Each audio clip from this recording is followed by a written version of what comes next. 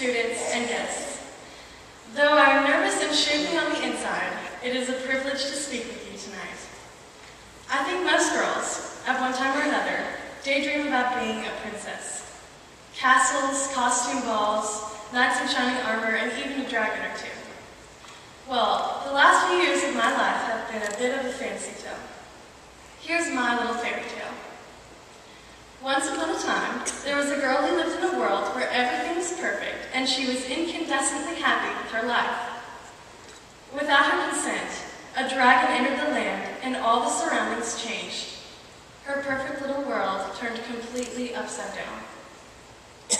She and her family fled the castle. Fear, anger, and resentment devoured the heart of the princess. She knew she would never return to the beauty of that which she remembered as a child. Of course, everyone knows Nashville, Tennessee is the Camelot of all cities. Life was good there as a child. I loved it. However, the dragon of divorce entered my family, and everything changed. We needed to move, and Mom decided to drag us to Montgomery to be near her family. I literally thought I was moving to a hillbilly town with nothing to do. I was angry towards my mom, my dad, my other family members, and I was mostly mad at God. I kept to myself in my anger, which turned to a state of depression. I blamed myself for my parents' divorce, and after that I continued to blame myself for everything else. I was scared because I thought I was never going to be happy again, or have anything to look forward to other than going back to visit Tennessee.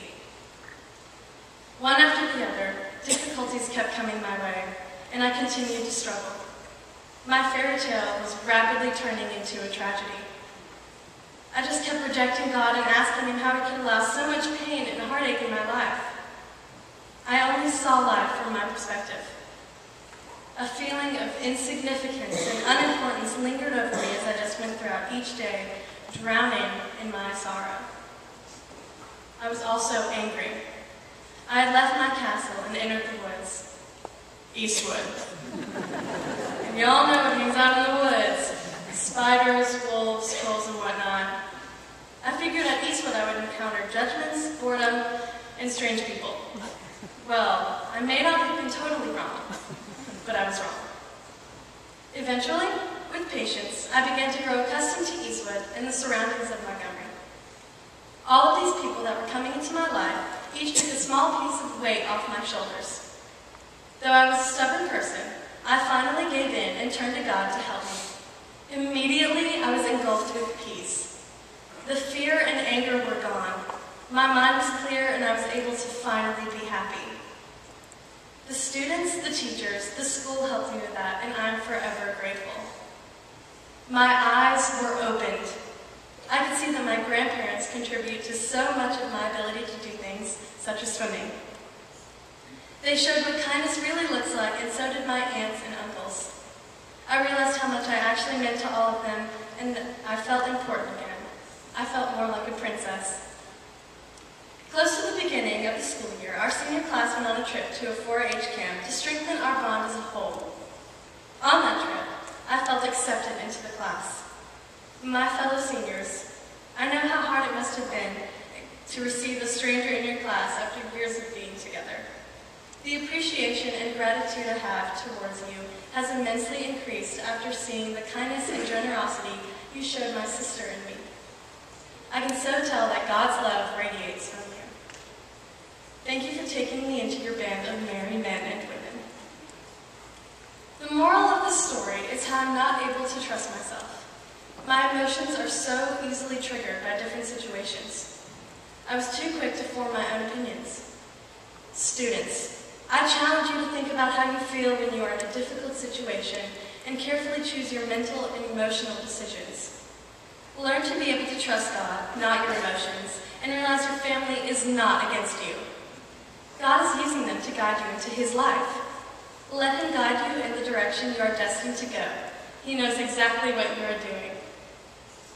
Although my story is not finished, I already have a happily ever after with God in it. I thank you, the school, for showing me more of Him. It has been a tremendous help to learn that He has a purpose for everything, and His forgiveness is never ending. I thank my teachers for pushing me, even to the point of tears.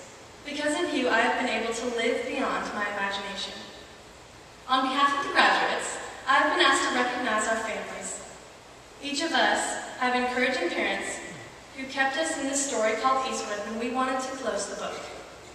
We love you and appreciate your commitment to us. Each of us have loving grandparents, aunts, uncles, and cousins that make us feel safe, special, and a bit like royalty. Thank you.